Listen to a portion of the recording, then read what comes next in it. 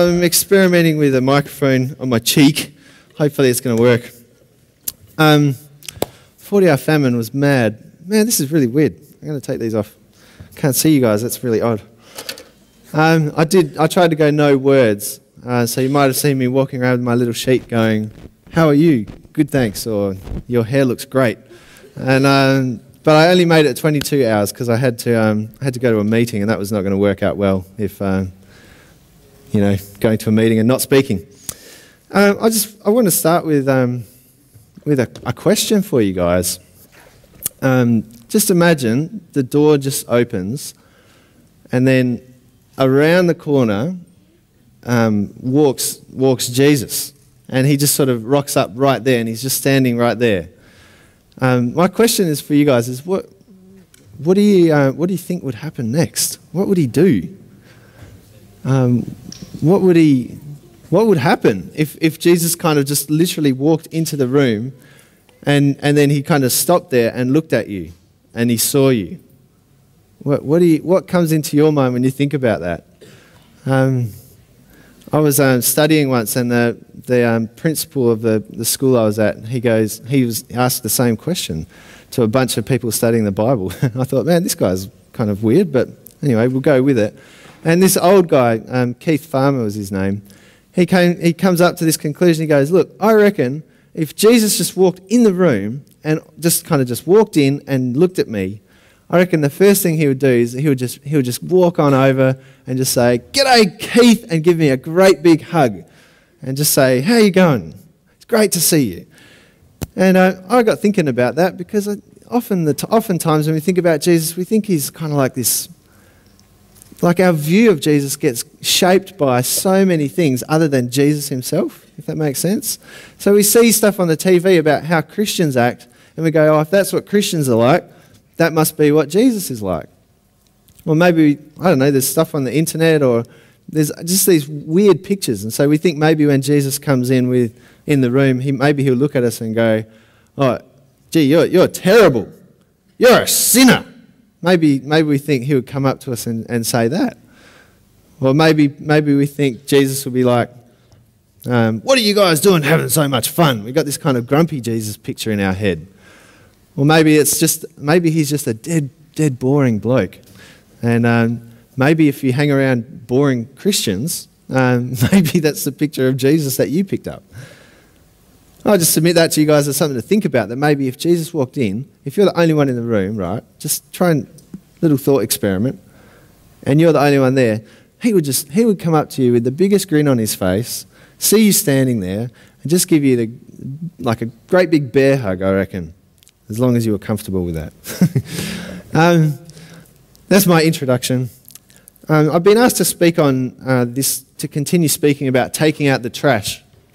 And as I was thinking about it, two images kind of stuck with me. Two images came to mind. One of them is of a bath, like filled to the brim. Now, I got two little kids, and they love having bath time. Except the thing is, they're ridiculously slow at eating. So when it's usually tea time and then bath time.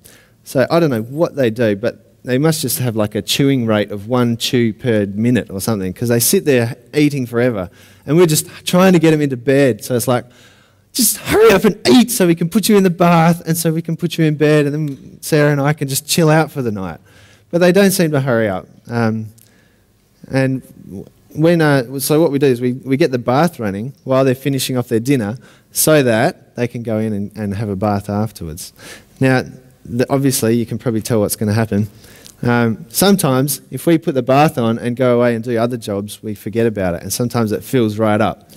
And the kids, if they get in, you imagine what's going to happen. It's kind of like a funny home videos scene as well. I think that's going through my head as well. Funny home videos, where there's like a really big pool and like a ginormous person jumps in, and the whole thing kind of just goes boof, boof, and all the water spills out and that kind of stuff. I've got that image in my head when I think about taking out the trash. When I think about that image, what I'm thinking is, our lives can only hold so much. They can only hold so much. And if we put something really giant in, something else comes out. So that's one image. The second image that comes to mind, and maybe we could do this if the sound guys at the back are amazing. I think of a dark room.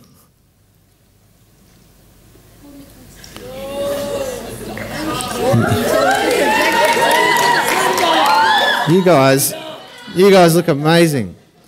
Now, if there was no glow sticks, and if there was no screen behind me, and if there was no flickering coming from back there, this would be a room just thick with blackness.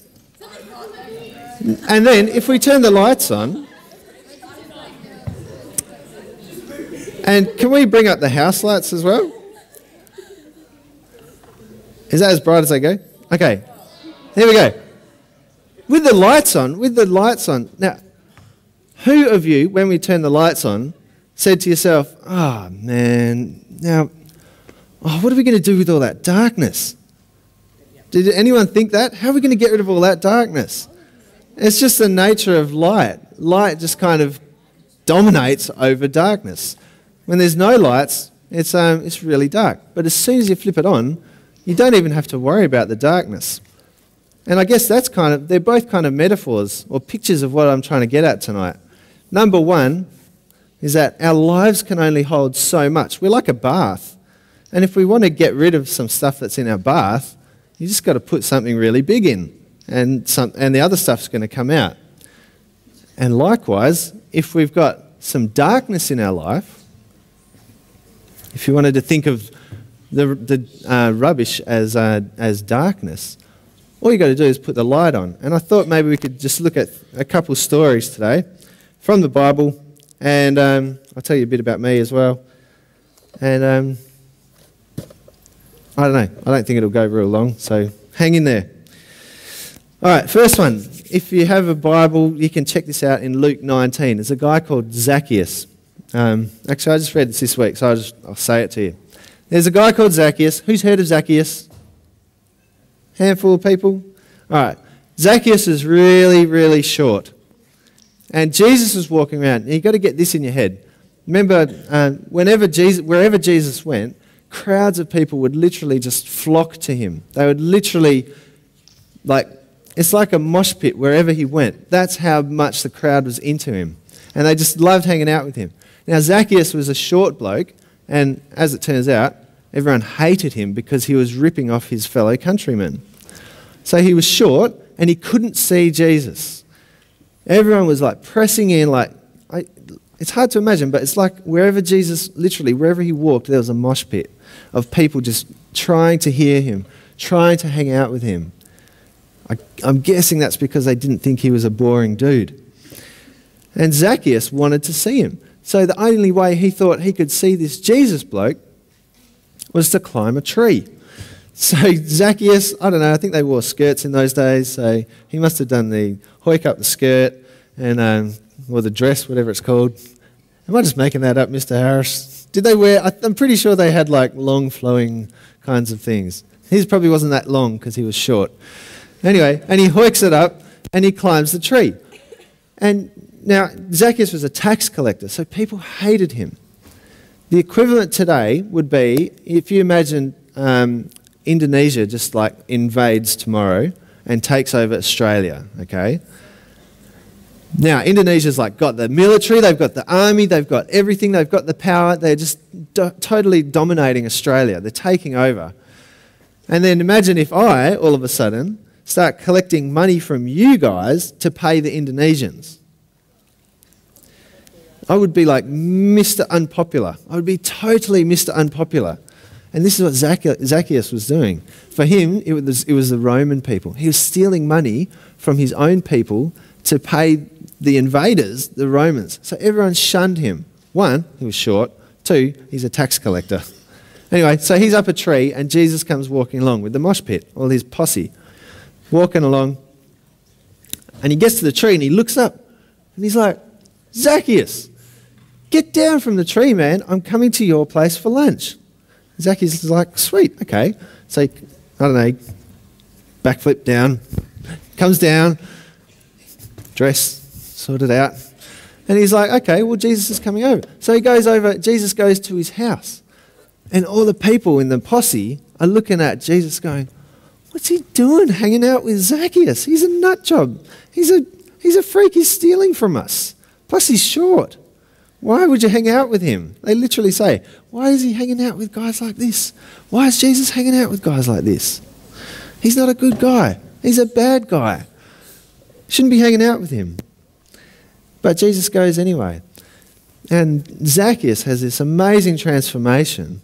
And he actually says, look, Jesus, if I have stolen... I think he says, I'm going to give half of all that I own to the poor. So just then and there, he decides, I'm going to give half of what I got. Instead of keeping it for me and growing fat and short, I'm going to give half of what I've got to the poor. And he says, and if I've stolen anything from someone, I'm going to pay them back 4 times as much. There's this amazing sort of turnaround. So if all of a sudden Zacchaeus had stolen $100 from you, he comes knocking on your door with 400, saying, howdy ho, neighbour, sorry, here's $400.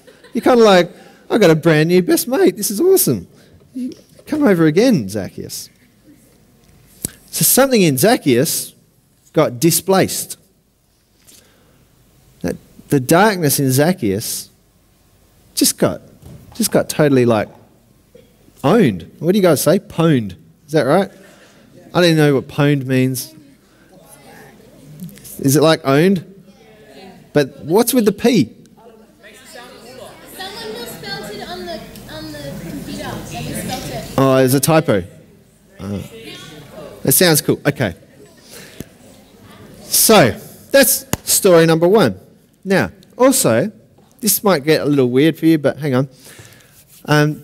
Wherever Jesus went, there would often be people who would bring to Jesus people who were possessed by evil spirits. Now, it's probably something we don't talk about that much, but it was just a reality, and it actually still is a reality, that there's a battle going on in this world, and there's evil, and there's good, and there are good angels, and there are bad angels, and we call the bad angels evil spirits or demons. Now, Jesus would always be bumping into people who were afflicted by evil spirits. It says there's a lady called Mary who had seven demons in her. And then there's another story of a guy who was so out of control, he wore no clothes and lived in the cemetery. And people had tried to tie him up with chains and stuff. They literally bound his wrists and tied him up. But he was so crazy from this evil presence within him that he could just snap it. But he couldn't live with anyone, so he lived out in the cemetery.